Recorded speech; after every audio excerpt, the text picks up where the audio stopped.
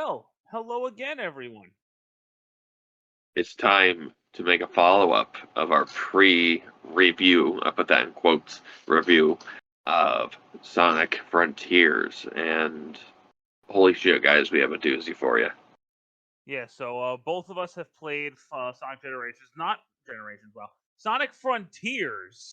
I mean, we both have played Generations, you're not wrong. But this is going to be a first impressions of Sonic Frontiers. We've both finished the first two islands, and we're about to start the third. But I thought that was a good place to stop and get a good first impressions in on Sonic Frontiers, not Generations, as I messed up on. Yeah, we always So, could do that, but that's not the hot topic. before we say anything, Alex is playing this currently on PlayStation 5, and I am playing this on Xbox Series X. Just so you guys, not that there's much of a difference between the two versions, but Well, I don't know, man. Maybe the PS5 version's buggier. we'll get to that in a minute. I do have friends that are playing it on Switch and on PS4. I don't know what those versions run like, but I can only comment on the Series X version. Alex can only comment on the PlayStation 5 version, which are pretty much the same. So, And the thing with the PlayStation 5 version is that it has the ability to be in 4K mode or 60 FPS mode. And for a Sonic game like this, and especially for a world like this big, you want to go 60 FPS. It's so beautiful. yeah, no, I agree. I didn't even check the graphics settings when I started, and then he messaged me on Discord and I was like, "Yo, 60 FPS mode." I was like, "Bet." So, And then bam, there we go. So, where do you want to begin? Do you want to talk about any? Well, actually, we don't want to talk about the story other than the fact that I will say that it's very interesting, and the characters themselves are very interesting. Like the girl that you see in the trailer, we'll name drop her so we don't have to say the girl. her name Sage. is Sage. Yeah. And all we'll say is that she is an AI program that has run millions of simulations of how Sonic and his friends will fail at this, thing. We'll I talk thought more that, about the whole story when we do a eventual final review once we both complete the game. yeah. But So let's just talk about the open world first. yeah, What did you think of the control of Sonic in the open world versus the normal stages? well, for those of you who don't know, Sonic Frontiers is Sonic's first foray into an open world formula. But they call it open zone, but it's an open world. Yeah. At first, I'm not gonna lie, I was having a little bit of issues with the control scheme. That might be because I've played so much Sonic Generations that I'm used to that kind of boost gameplay. Yeah, when I played it, I had no issues transitioning, but that's also because I recently played Sonic Adventure 2 a lot. So that might be part of the reason why I had a faster time adapting to it and had little to no issues with it. Other than the ring dash being holding forward and clicking the left stick in. It's weird. The Lightspeed dash is a little awkward to pull off, I'm not gonna lie. I mean, it's not hard, but it's just like, wow. Once you get used to it, a part of the reason the control scheme is the way it is, Sonic has a lot more of his moveset this time. Yeah, definitely. And they changed the boost button from square or X, depending on which console you have, or Y on Switch, to the ZR, the RT, R2 trigger button, right trigger button, basically. Yeah. And that was, I'm not gonna lie, it took me a little bit of getting used to. Because I'm so used to any boost Sonic game, press the square button or the X button to go boost, and I can't do that here. Instead, you press X and homing attack is on the X button again, or the square button, just like it was in Unleashed. Or he'll do a punch in the air and it'll stop you from moving in general. We'll talk about the combat in a second, but after I got over my initial control struggle, I actually found myself really enjoying the open zone. I wanted to do all the activities. I wanted to go find all the little items. Yeah, wait, sorry. Go ahead. I would sometimes ignore the fact that, oh, I gotta go find Amy or get a Chaos Emerald. I would just go do this side activity, do that side activity, go find some Cocos. I almost said Korok. Well, I mean, this is almost, well, it's Breath of the Wild inspired. But or I would be like, no, I don't want to go to a cyber. We'll talk about cyberspace in a minute, but I would just find Well, myself roaming around the open zone areas because I like how they look. I like all the little crazy shenanigans you can do in them. It's a lot of fun to me. well, for me, when I first started playing it, the controls, I was immediately saying, yes, this is what I want. Being able to control Sonic in a very free flow manner without feeling like I'm turning a car. Like, that's what the boost games feel like, because that's their linear, like, racing-esque styled games. So you don't want Sonic flicking off to the left or right willy-nilly. You know what I mean? I You guess, want yeah. him to you want him to stay going forward for the most part. But in Yeah. this, since it's open world, I was okay with the fact that the boost button was R2, and I was able to move the camera while like running around in set open world. And I was like, all right, I like this a lot. And then there's things like upgrading your speed, upgrading your ring count, increasing your attack and defense. But we'll talk about the attack. We'll talk about that whole combat stuff again after this. The jumping controls a little awkward, but you want to utilize the air dash a lot more. So that's kind of interesting how they make you like jump through hoops and shit to kind of do things. Not literal hoops, but you I know, will say you this gotta use your brain. because Alex, you didn't play Forces, so you're not gonna understand what I'm saying. But I do feel like Frontiers controls a lot better than Forces did. Because I Forces, imagine it's really hard to get Sonic to run in a straight line. in that game, In Forces, yeah. really. Yeah, it's like, and because all the levels are linear boost levels, there's no drift, so it feels awkward. Wait, Sonic Forces doesn't have a drift. Correct. What kind of boost imposter gameplay is this? It doesn't have a drift, no. I recall you telling me that you had a gripe that there wasn't any drift in this game. How do you feel about that opinion now, though?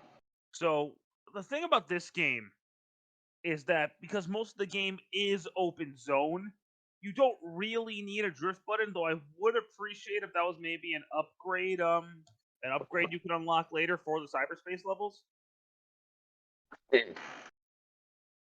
How would you implement it, though? Because all the buttons seem to be taken up. That's true. Yeah, fuck. What what is the B button? You could have it on the B button or something, I guess. Well, but I guess you could.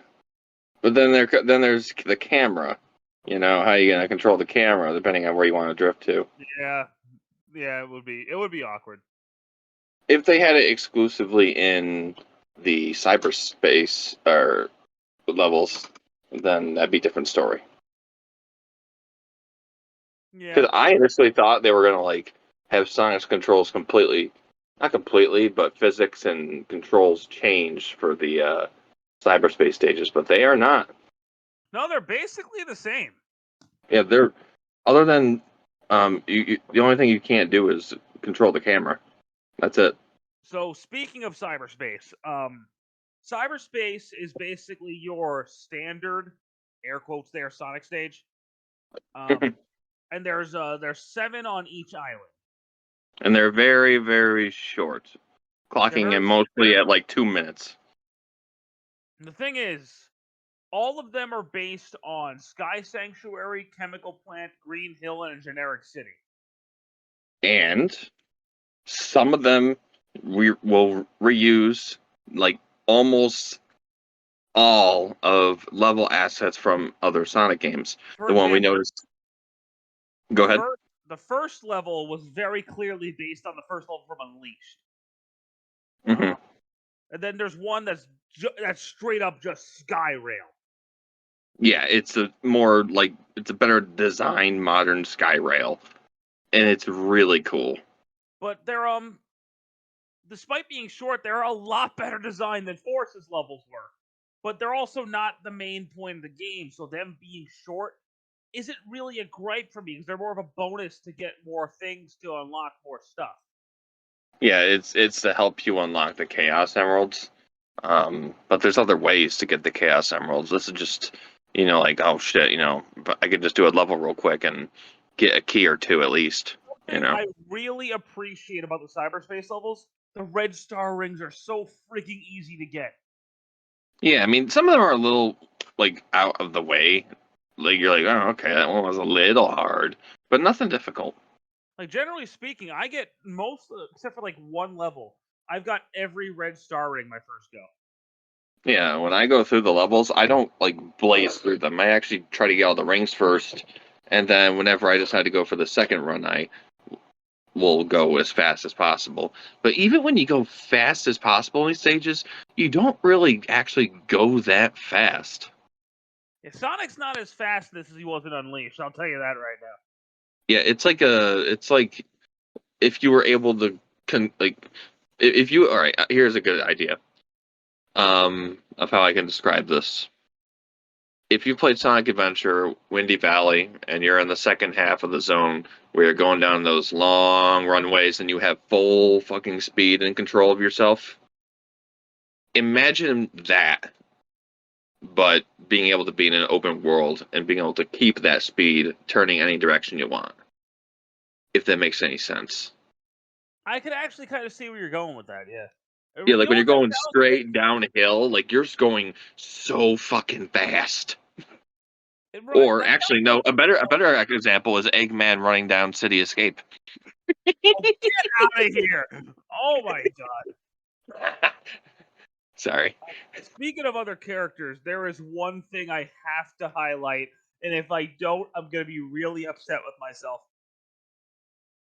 Big's fishing.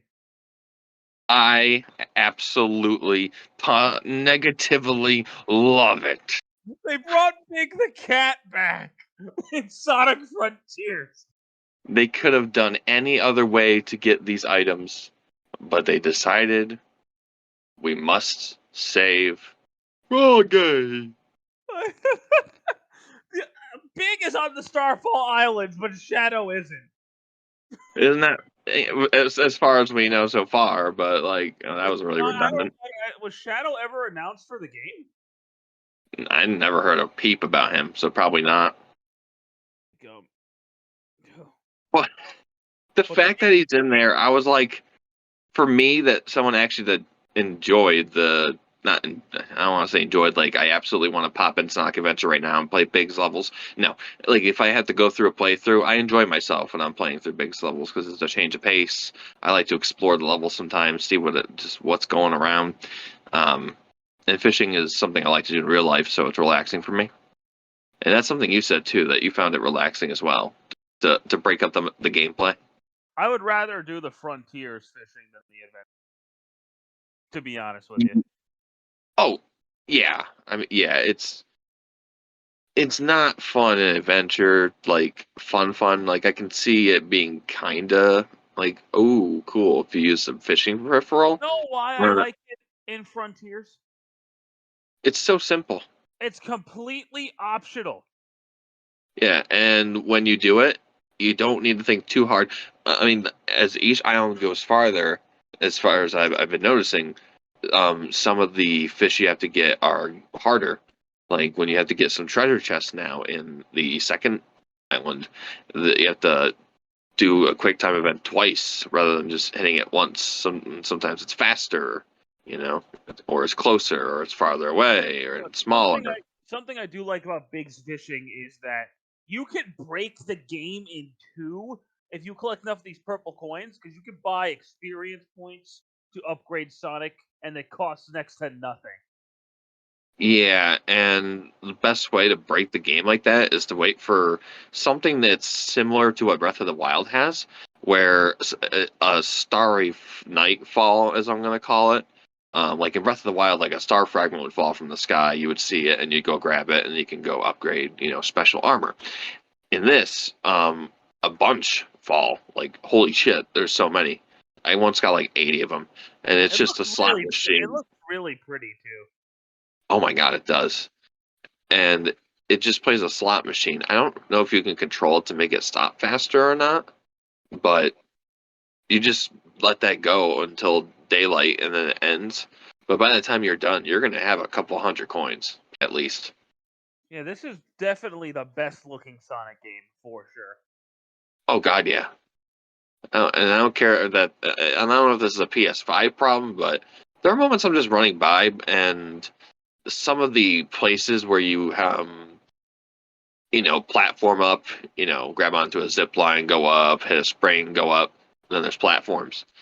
They just pop in, like, right near in front of me sometimes. See, I don't know if that's a PS5 problem or if that's just an open world game problem. It might be a mixture of both, because who knows which this was developed for natively. Yeah, I couldn't tell you. If anyone's watching this, let us know below if you have the same issues. Because yes, I'm pretty. I got a bigger issue I can tell you about later, but it was actually more hilarious than an issue. We'll get to that. We'll get to that in a bit. The soundtrack is actually pretty cool. It's very atmospheric though. Yes, very calming, nice.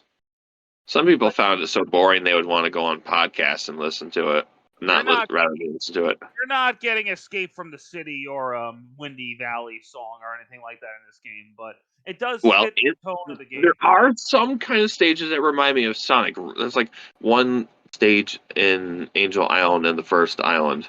It's called Sky Sanctuary. Stop it. Whatever. Who cares? Sky Sanctuary in the first island. It plays some kind of music that reminds me of Sonic Rush. Oh, I remember that song. Yeah. It's a girl singing. Yeah. It's kind of pumping. So I'm hoping that we see some more music like that. And then like my favorite level of that zone was level 7. I gotta say, the highlight of the game for me has been the boss fight. Oh my god. Well, not the normal enemy boss fights. Those are good. Some are kind of just annoying. But the Titan boss fights. Oh man. See, you had a great time with the boss fights. See, the first boss fight, you beat it first try. I went in there with that first try. Yeah, and I went in there not realizing I needed to have all these rings. So I lost just by an inch or so of health. Hold on, but before you continue, I want to explain then how the boss fight. Yeah. So you have standard boss fights you'll run into, and their names will pop up, whatever. The main boss of each island is a Titan. And the only way to defeat a Titan is to become Supersonic. Because Sonic himself just can't touch me. He can't do it. So Supersonic. Supersonic is a core gameplay component of Sonic Frontiers, and I love it. Mm-hmm. Yeah, it's nice to be able to use Supersonic for more than one boss battle. It's a very nice change of pace. It's like, you're like, oh boy, I can't wait to use Supersonic again, That's kind of a new concept. And something I love about this game is they make Supersonic feel really powerful. It's like you're Goku or something almost. Well, give Sonic's new moveset, basically. Yeah, so basically he's a Super Saiyan. Yeah, so basically it's like you're basically fighting Shadow of the Colossus style monsters, but with Supersonic. And it's awesome. And I love it, and the soundtracks for them are badass, and you feel so cool when you defeat them. Yeah. Yeah, I have such a great time when I'm fighting these bosses as well. I had a little more trouble in terms of just beating them because I don't know, I have the auto combo thing on. That might be a problem. I'm a casual, fuck off. So I don't have auto combo on. Fuck you. Well, I'll turn it off and I'll think about it. But so I tried to fight the first one, ran out of rings. Did it again with max rings, beat him. No problem. Now, do you want to describe your thoughts on the second boss? So the first one's name is Giganto. He's like the first boss. He's not the first boss because you fight like Asura and the jellyfish thing before him, but he's the first Titan boss, and it's pretty simple. Supersonic basically just rolls him over like he's nothing. Yeah. The second boss is a big dragon called Wyvern, and Supersonic basically you fly through the whole island chasing this thing down. And it's so cool they are able to render the whole thing without lag or nothing. It's actually really impressive. This game does not drop in frame rate at all. No, it doesn't. And it's scary. But yeah, like there's a parry system in this game, and you have to parry him, and then you kick his ass, and it looks awesome. And I love the music. And oh man, Alex on the other hand. All right, okay.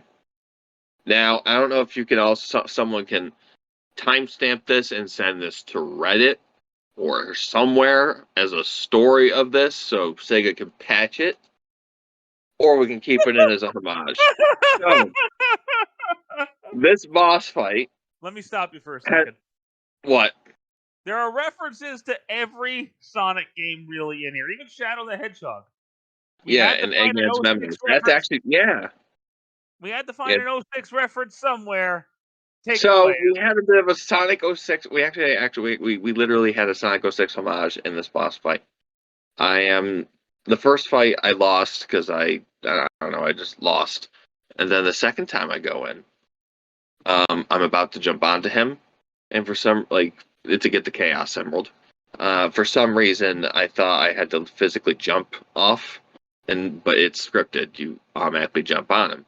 So right at the end, before I jumped off, right before he was supposed to jump off, I jumped and I fell off the platform that you're running on, and Sonic just crouched, zipped down, then started flying up and up and up, and he just kept going and going and going and going.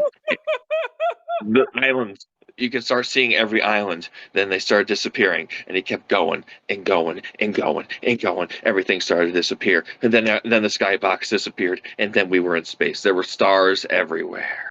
The fact that they actually rendered space is pretty funny. I was like, he saw proof when we were in a Discord call when this just happened, and I couldn't start and restart the boss fight. I couldn't load my last save, so I had to exit the game through the PlayStation menu and completely restart. And I did the boss again, had no issues. And yeah, that was the boss fight for me. I got to experience being launched to the fucking out of the stratosphere, and not in Sonic 06. So, this game, it gets a little respect from me for doing this, because that was really fucking funny. I would be more mad about such things like this, but this game has been so fucking fun for me that I am willing to forgive the hiccup here and there. Honestly, I don't think anyone would have thought to do that. I'm having a really good time with this game, actually. I didn't think I was going to like it because it's still a Sonic game at the end of the day. Yeah, because you can have a great time with Sonic games. The only time that was like Adventure 1, 2, Colors, or Unleashed, Colors, and Generations, but the last three 3D games have not been good. Yeah, so, Lost World, Boom, and Forces. Yeah, this is why we're so surprised and saying, "Oh my god, this is so good," because we haven't had anything of this kind of quality ever for Sonic. It's something that he needed to do a long time ago, but Sega is known for not really being smart with doing things with their IPs. Just look back all the way back when they were making consoles. After the Genesis boomed, that was it, dude. After that, they fucked up with the CD and Sega 32X, and then they fucked up with the Saturn. The Sega Dreamcast failed because they fucked up so hard, nobody wanted to buy their console, and bam, and then after Sonic Adventure 2, the last time they made something competent until they were like a third party developer and made Sonic, Unleashed. It's like holy shit, dude. You get like these a few good games and then like a huge gap of nothing good, and then you get something amazing. Right now we got something amazing. Yeah, this is good. This is definitely a keeper for Sonic, that's for sure. I'm not gonna give a full opinion yet because I haven't finished the game. Yeah, I'm a little more telling. I like to kind of say my thoughts earlier on because I can just sense that it's going to get better and better. But yeah, I don't know if I have much more to say other than that. So far I'm quite enjoying the game. Yeah, and I thought this video was going to be kind of typical, normal, yada yada, just talking about it. But the game had to throw us a Sonic 06 curveball and make this far more interesting than I've ever thought it could have been. That was ridiculous. Yeah, you may think I'm talking bullshit, but no, it happened. Try it for yourself, folks, before they patch the game. Yeah, so this will be on both of our channels. For those of you who watch his or mine, there will be links to the other channel, other person's channel, in the description below if you want to check out our content. Oh yeah. We're not really that amazing of YouTubers, but what are you gonna do? It's just something we do for fun. Yeah. Next time we collaborate will be for a Sonic Frontiers full review after we complete the game. So probably sometime this weekend is my guess. Yeah. It'll take a few days. Yeah, well, yeah, because I have work and stuff. Yeah, and I'm gonna be trying to explore everything. But right now, I think we're gonna go back and play more of the game. So Yeah. thank you guys so much for listening to us rant. Not really rant, but talk about Oh Sonic no. Frontiers. And tell a nice Sonic 06 story homage. And we'll see you around. Take care. Later.